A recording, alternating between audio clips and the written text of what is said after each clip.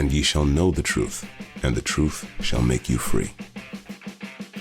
This is Irreverent, Faith and Current Affairs.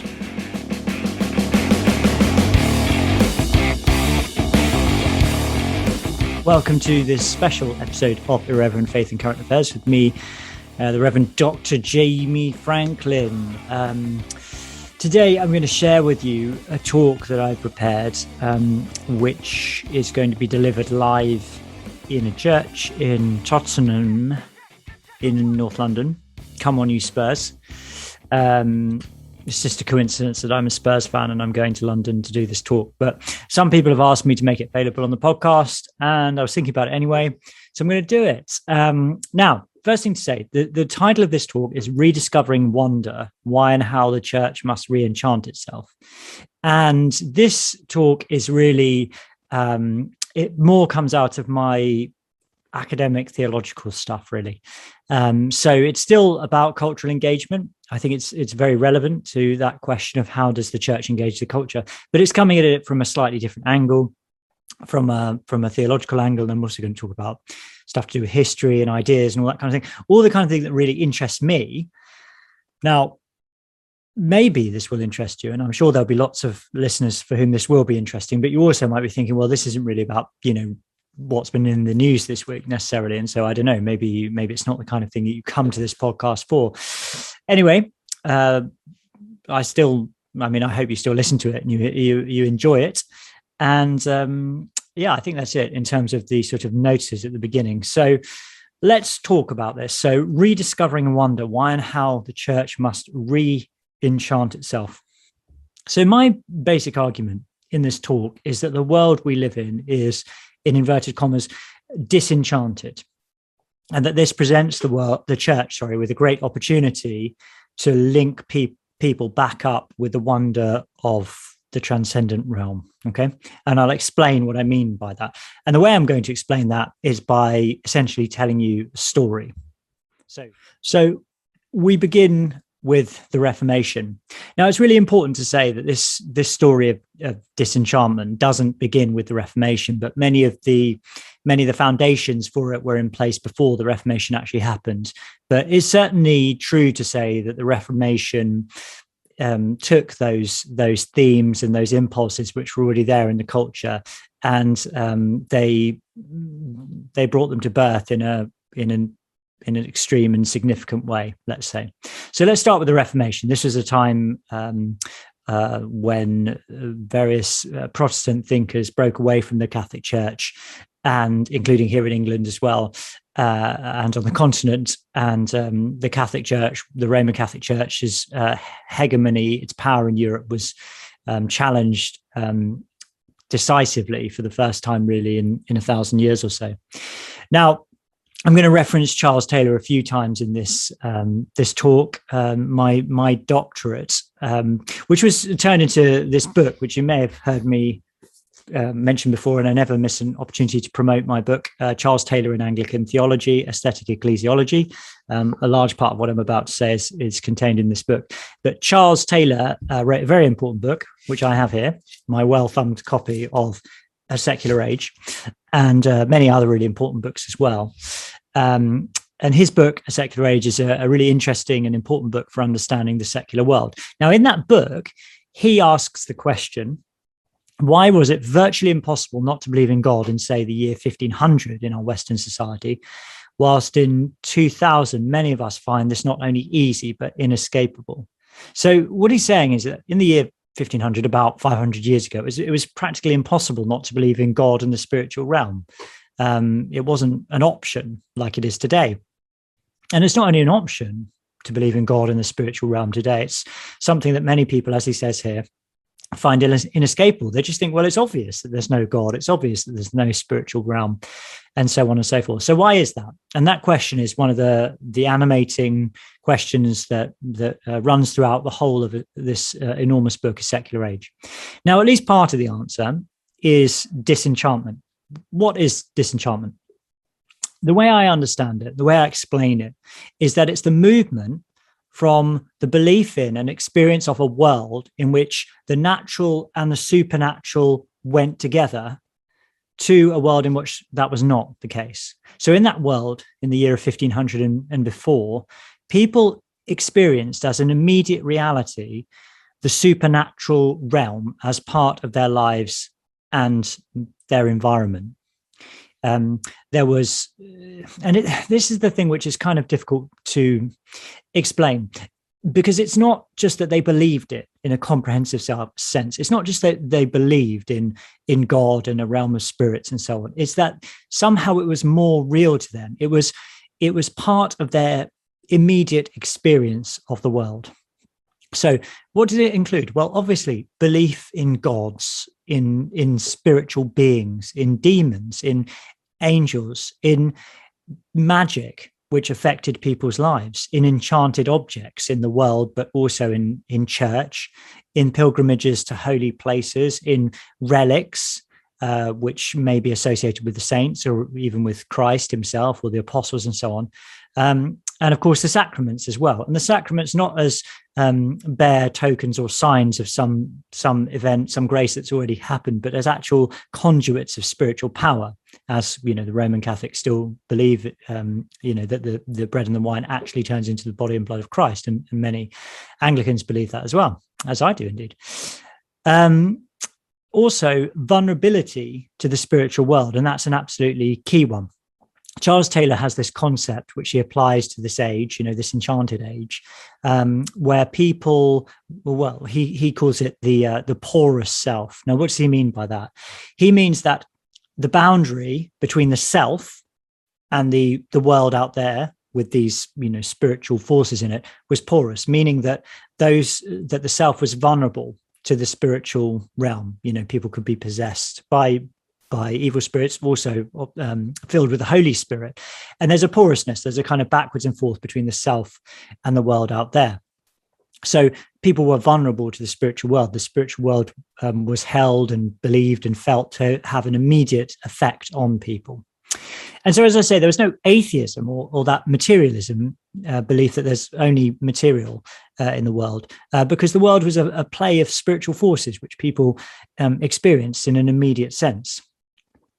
Now, what happened in the Reformation, to change that?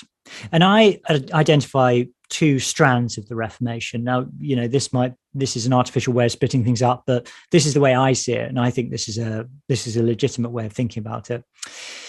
Now, the first strand is this: that the Reformers attacked the superstitious and legalistic aspects of the practices of the Roman Catholic Church. So they would be things like the sale of indulgences to get either personal or relatives time off purgatory, things like that. And that's obviously something that Martin Luther railed against in the 95 Theses. Simony, which is a practice of selling ecclesiastical offices, becoming a bishop for money. And of course, the obfuscation of the scriptures by only having them in the Latin and not in the vernacular, not making them accessible to people.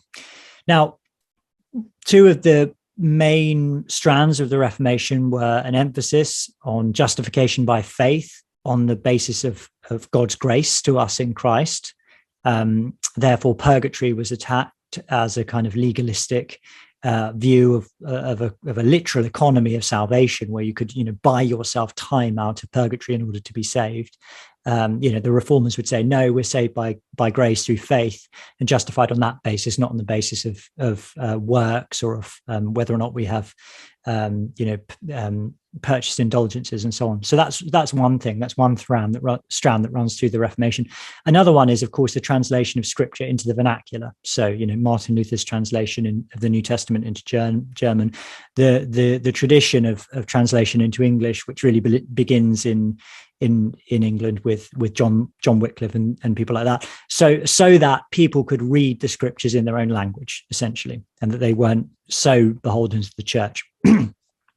So those, for what it's worth, would be aspects of the Reformation which I would just unambiguously agree with. I think that those are good things, and those are celebrated by the Church of England. The other strand, which I think is a bit more problematic, is that they were accompanied by a sort of full-scale attack on ostensibly superstitious practices and beliefs. So there was a full-scale attack on the mass and the notion that the bread and the wine might convey some kind of spiritual power. It wasn't just on the notion of transubstantiation as such, although it was on that. It was a more thoroughgoing attack on the sacraments. Now, as I say, this wasn't carried through to the same extent in the Church of England, and that's actually reflected in the 39 Articles, which talk about the fact that the sacraments affect what they signify. But nevertheless, in the Reformation, there is this attack on the notion that the sacraments actually in some way convey spiritual power, particularly in the Mass, but also in baptism and so on. Also attacked were prayer for the dead, the invocation of the saints and the cult of the saints in general, the notion of enchanted objects, holy relics. Pilgrimage was not popular amongst the reformers, believe it or not, and so on and so forth. So one example would be, a very good example, I think, is Martin Bucer, who was a Protestant exile from Germany. And he was the Regius Professor of Cambridge at the time. Of course, Cambridge, so many problems come from there, don't they? Thomas Cranmer, the compiler of the Book of Common Prayer, wrote to Martin Bucer and asked him for a critique of the 1549 prayer book Baptismal Rite. So the way that the rite of baptism was construed in the 1549 version of the Book of Common Prayer. Cranmer wrote to Bucer and said, well, what's wrong with this? And the things that Bucer said are instructive. So he said, the things that are wrong with it and should be abolished are the candidate shouldn't be exercised before the baptism. There should be no anointing of hands with holy oil. There shouldn't be use of salt or bread or candles as apotropaics, meaning that they cast out demons. And you shouldn't have consecrated water either. So all of these things should be abolished. Now, why was that? Well, it seems to me indicative of the fact that of this movement that I was describing, away from the view that the sacraments convey some kind of spiritual power, and in the case of baptism actually constituted an exorcism, which was the pre-Reformation belief, to more like the idea that baptism is actually just a sign of some spiritual reality which has already taken place, conversion of the heart and the mind, which is then sort of symbolized in baptism, but isn't actually made real in any sense. And so that's where you get rid of all the supernatural stuff, because there's not really anything supernatural happening in baptism, according to Martin Bucer. And as I say, this kind of thinking would also apply to the Mass and other forms of sacramental practice in the Church. So what was going on here in all, I would say, is that you remember I said in the pre-Reformation world, it was as though the natural and the supernatural were sort of intertwined, not the same thing, but they were intertwined. There was interaction between the natural and the supernatural, and people experienced that as an everyday part of their lives. Well, what was happening in the Reformation is that the points of contact between the natural and the supernatural were coming under sustained attack. So think about it, that view of the sacraments where the supernatural and the natural literally come together in the elements, in the water, in the bread and the wine and so on. That was attacked. Prayer for the dead and the cult of the saints. So the idea that the dead are, sort of intertwined with the world of the living in some way, where there's actually sort of contact and interchange between the two. The idea of enchanted objects, holy relics and so on. Pilgrimage to places which are, carry some kind of spiritual significance, where you can experience some kind of holiness or something like that. When these things were attacked, the whole notion that the world could be enchanted in some way, that the material could convey some kind of spiritual power, all of these assumptions and this sort of immediate sense of the world was gradually changed, and that was, as I say, I believe, at least exacerbated and popularized and radicalized through the Reformation.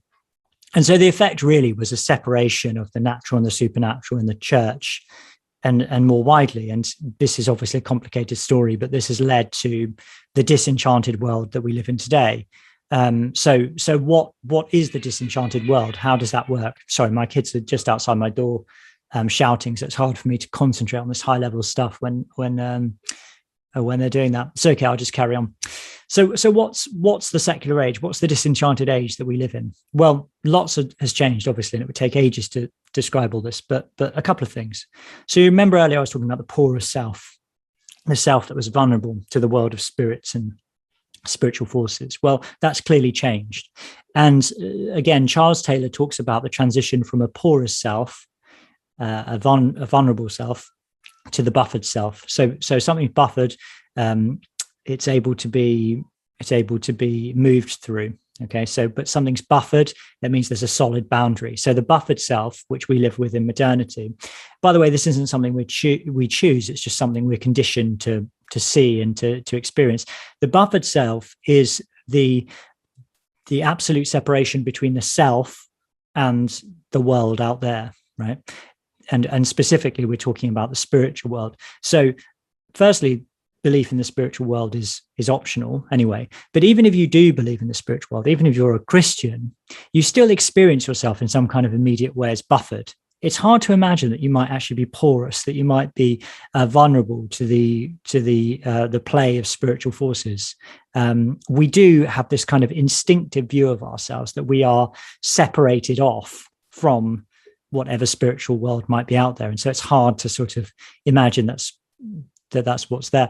Interestingly, I think that this is what's so appealing about horror films and maybe even things like roller coasters or things which scare us, is it sort of gives us a frisson of thrill that there may be a real spiritual world and spiritual powers and so on, but we don't actually have to deal with the reality. I think that's a possibility. But anyway, we've moved to a sort of buffered self view rather than a porous self. The second thing is that our social imaginary has changed. Now that phrase again, it's Taylor's phrase. The way that we imagine the world to be. So we used to think of the world as an enchanted creation. So everything was the creation of God, and within this creation there were these dark and light powers that inhabited it in various points in various degrees. We've moved from an enchanted creation to a dead material universe. So the universe may be animated by certain forces, like the force of gravity or whatever, but really it's just dead material. And we don't really have any explanation for why there are these laws. They're just there, but they're certainly not sort of animated by God. So that's the way we instinctively see it. And again, this applies to believers as well as non-believers. Now, you might be able to train yourself out of this through spiritual disciplines and so on, but really this is the way we sort of naturally see this in the late modern secular West.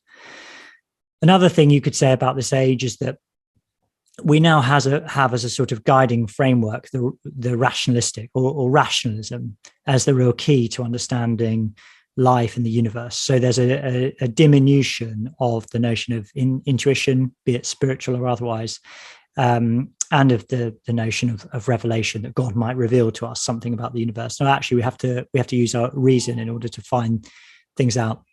And then another aspect, which is more of a sort of existential thing, is what Taylor calls, and I agree with him, a sense of flatness.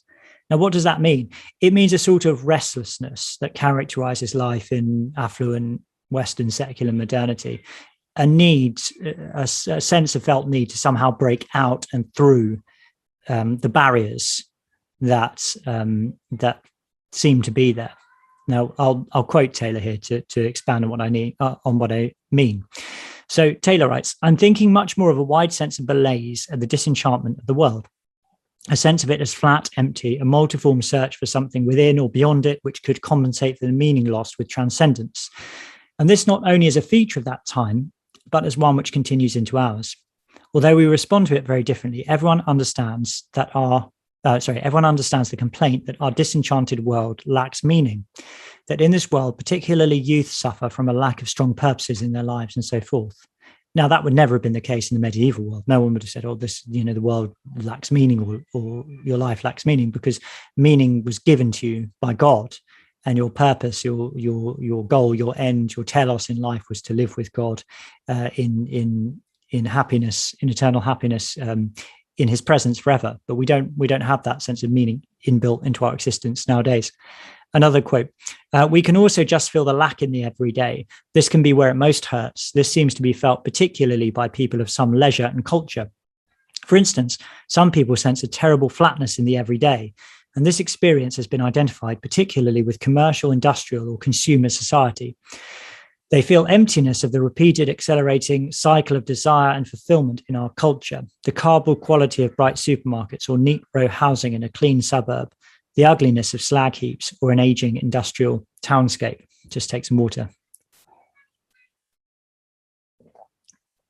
Here, Taylor describes the sort of disenchanted landscape of industrial modernity, the lights in bright supermarkets, neat row housing in a clean suburb. No attempts made in our human-made landscape to convey anything of the transcendent or the supernatural.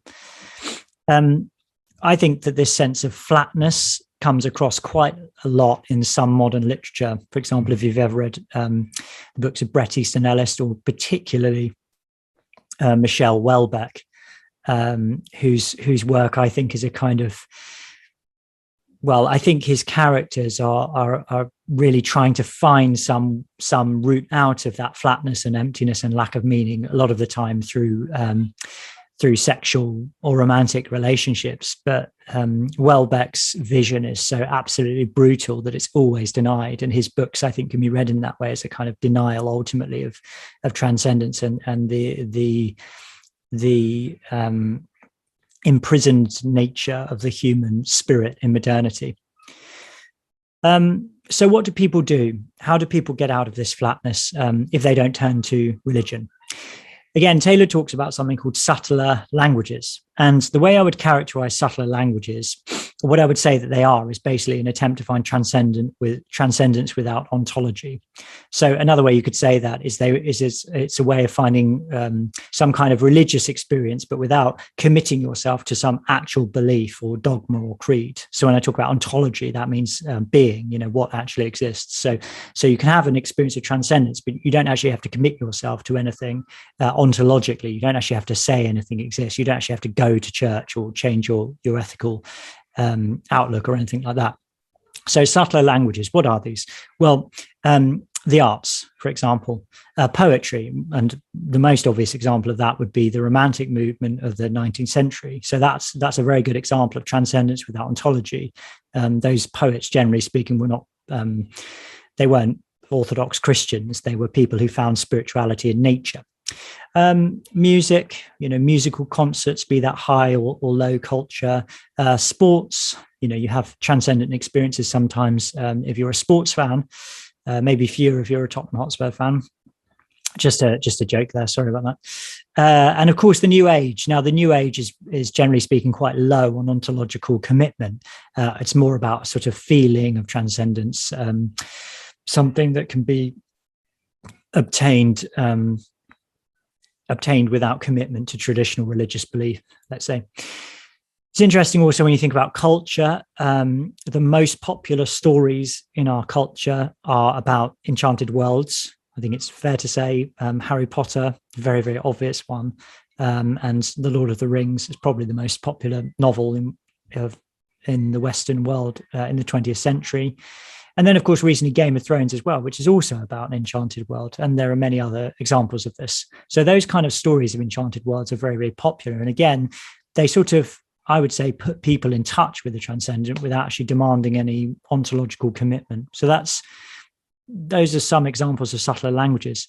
I used to work in a Gothic cathedral, and I've always loved Gothic cathedrals. And when I was never a tour guide or anything like that, but I've been on plenty of tours of Gothic cathedrals. And it's very interesting, isn't it, when people want to do this. They want to come and visit the cathedral. They want to have a tour. They want to think about when it was built and how and why and what it was like when there were just monks in there, and the successive stages of its history and so on. But behind all of that, I think there's just often a sense of wonder at the majesty and the transcendence and the experience that brings you into, just going around and contemplating one of these things, and the imagination and the craft that it took to build this. And part of the thing which is so amazing about it is that it seems so unlikely. Not only could we not really do it in the same way today, I don't really think we could at all, actually. But how did they do it back then in the 14th century when they had, their technology wasn't as anywhere near as sophisticated as ours. And how is it that they were able to create that? And the best we're able to do is, well, what, the shard or something like that. The shard doesn't really, even though the shard is a it's a big building, it's a tall building, and it's pointed, but it doesn't really convey transcendence in the same way as a Gothic cathedral does. Now, why is that? Well, I think it's because the people who built these buildings were in touch with the transcendent realm in a way that we're simply not. But the point is that people still want to go there so that they can have that frisson of transcendence, again, without the ontological commitment. It's very low stakes, very low commitment to go on a tour of a Gothic cathedral. It might cost you some exorbitant sum of money, depending on where you are. But it doesn't cost you in terms of any kind of ethical commitment or commitment to a church and so on. So people seek transcendence in these subtler languages. So what's the summary of all this? Well, we've moved from an enchanted world of the 15th century and prior to a disenchanted world, the kind of world we live in today, where we don't experience the supernatural as an immediate reality. And of course, many people disbelieve in it altogether. And that's really the answer to Taylor's question. Well, how is this possible to move from 1500, where everyone believed, to 2000 or 2022, where it's just an option and many people don't? Well, it's because you separate the natural and the supernatural out. And so then you have a choice whether you believe in the supernatural or not, because you don't immediately experience it in your life. So maybe it doesn't exist at all. So that's what characterizes the age of disenchantment, that sense in which we don't experience the supernatural as a kind of immediate reality in our lives. But the thing I want to pick up on is all that stuff I've just been saying. There clearly is a desire for transcendence. People clearly do want a transcendent experience, at least. They're not entirely satisfied with this flat materialistic world, the endless cycles of desire and acquisition, the ugliness of the industrial landscape and so on. They still want transcendence. So that's where we've got to so far. Now, the question, how then should the church respond to this? How should the church respond to this? And I've got some thoughts. The first thing is that we need to recognize that disenchantment is just false. It's a false view of the world. There is a God and there is a spiritual realm. And the spiritual realm and the natural realm can't be divorced from one another in the way that we've conceptually divorced them in modernity. These two things do go together. They do go together, and what's being told us about the optionality of the spiritual realm or its non-existence, this is just false. So we've got to reject that notion, and we've got to realize that there's a deficiency in the way that we see and experience the world. So there is a spiritual realm. How do we connect people with it? That's a really important point. Well, as I say, we've got to have confidence that it exists and that we've got something to offer. That's the first thing. But I think really what we need to do is we need to offer to people that sense of transcendence that they have lost and which on some level they desire. Now, I'm not saying everyone feels this desire in some kind of intense way, but I'm convinced that there are lots of people who do. And what I've just said, I hope is evidence of that. Offer them that sense of transcendence, which they've lost and which they on some level desire. How do you do this? Well, through emphasizing the points of contact between the natural and the supernatural, to emphasizing the points of contact between the natural and the supernatural, and by being confident in them as well. So I'll give lots of examples of what I mean, but one thing I would say about this is that I think this is where the Church of England in our culture is at a huge advantage. We are at a huge advantage when you consider the architecture, for example, that's available to us. And lots of people, they're always down on our church buildings, they're expensive, blah, blah, blah. We should all just be meeting in warehouses and it would be much cheaper and easier. No, wrong. Our architecture is one of our greatest weapons, because our churches, our parish churches, speak of transcendence, and they offer at least the opportunity for people to have a transcendent experience. Many times just in some village, some small village where somebody lives, there'll be this astonishing work of transcendent architecture right there. Be confident in it. Be confident in your church building. And that was built by somebody with a supernatural imagination, which we don't really have access to anymore. Be confident that your church building can act as a conduit of divine transcendence and use it in that way. So our architecture, our parish churches, the music that we have available to us, the tradition of organ music, and of course choral music as well. Evensong, it's our service. It's our service. It comes from the Church of England. It's a beautiful service, and it's, again, the thing that's so great about Evensong is it taps into that thing, transcendence without ontology. It offers you the opportunity to just come in and experience something of the transcendent majesty of the presence of the divine. It doesn't really ask very much of you. There might be a hymn, or you might have to listen to a service, but ultimately it's very, very low stakes. Invite people to Evensong. Invite your friends to Evensong. So just come and experience. There's not going to be an altar call. Nobody's going to ask you to put up your hand. Just come and experience it. So we have these great advantages, natural advantages in the Church of England. But in general, I just say we need to emphasize that transcendent aspect of worship. Thinking of worship not as, some kind of transaction of information, but as a divine liturgy, as a welcoming of people into the divine presence of God and the worship of heaven, the joining in of the worship of heaven, if you like. Think of it in that way and invite people into it. Have confidence in it. Also, the miraculous power of the sacraments. Now, you might be theologically committed to the notion that the sacraments don't have any miraculous power, in which case you won't accept this point. I think that's a deeply, deeply mistaken view, and I think it's actually indicative of a disenchanted imagination, which as you'll be able to tell from this talk is not something that comes from the authentic tradition of Christianity. It's a product of unbelieving modernity. So even if you can't commit yourself theologically to the notion that the elements miraculously transform into the body and blood of Christ, at least have some kind of faith in the miraculous power of the sacraments to, as it says in the Book of Common Prayer, effect what they signify.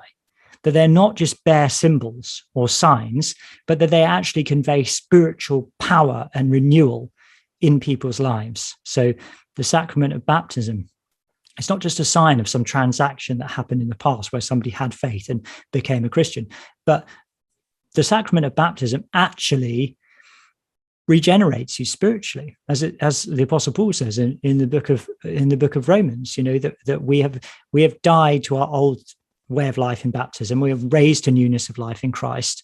That this is what baptism actually does. It's not just a sign, but it's a reality. Similarly, that there is divine power in the sacrament of the Eucharist, the bread and the wine, the body and blood of Christ. However you want to understand that, whether you want to understand it more literally or in a spiritual sense, but have faith that there is something supernatural going on and that God is actually using material means to convey divine power and blessing upon the church, and invite people into that. Now, of course, these are, the sacrament of baptism is sacrament of initiation, and the Eucharist is a sacrament for people who are initiated. But nevertheless, you can still have confidence that the sacraments actually have this spiritual power, and you can convey that to people.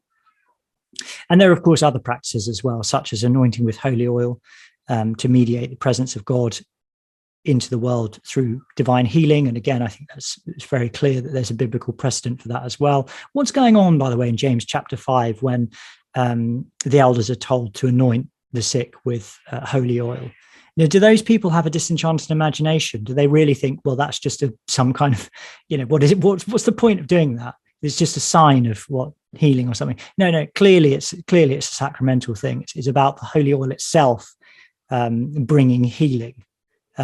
So it might not say holy oil, but oil, oil which presumably was blessed in some way. So emphasize that transcendent aspect of worship and the transcendent nature of the church's ministry and mission, and that may be through other forms of art and practice as well. But what I would characterize it as it says in the title of my book, is as an aesthetic. It's the aesthetic means. It's the use of material in order to convey the transcendent divine presence of God through the ministry of the church and into the world. And this is what I think has largely been lost in modernity. And as I say, I think it stretches back into the Reformation and even beyond. So one other thought about this, you might be thinking, well, it's all very well and good, Jamie, but the church is, the church is in decline. The church seems very confused about its doctrines and about, what it should be saying to the world and so on and so forth. And that's absolutely right. And I think since I wrote my thesis and my book and so on, that's become more of a significant thought in my mind. So I would say that at least two things. There's this emphasis on the aesthetic power of the church to convey the presence of God through its worship, its practice, its sacraments, and so on and so forth. But that must also come with the other strand, which is about doctrine, holiness of living, ethics, obedience to the word of God and the commands of Jesus Christ, and so on. All of these things must be emphasized, because if you just have the aesthetic, say, and you don't have that commitment to holiness of life and obedience, then it will just be superficial and hypocritical. So I think it's important to emphasize both things.